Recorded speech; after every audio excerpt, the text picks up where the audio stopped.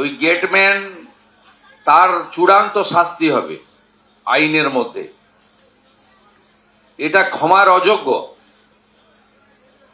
আমি পরিবারগুলোর পাশে আছি, আমি প্রত্যেকের সঙ্গে আলাদা করে কথা বলেছি। দেখুন, এখানে চোখের জল দেওয়া ছাড়া আর অন্য কিচ্ছু নেই আমাদের দেওয়ার।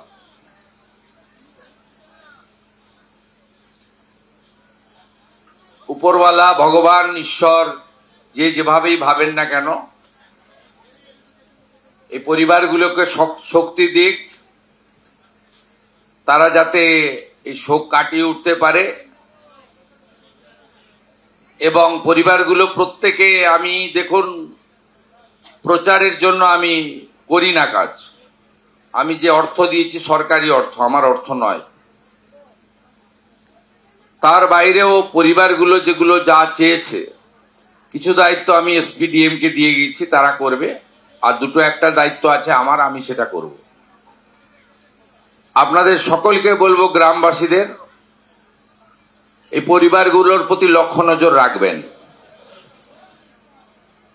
এবং 3টি পরিবার, একজন তো সৌদিতে থাকে, আর 2জন তো দেখলাম পরিযায়ী শ্রমিক বাইরে থাকেন, তারা ফিরে এসেছেন ট্রেনে।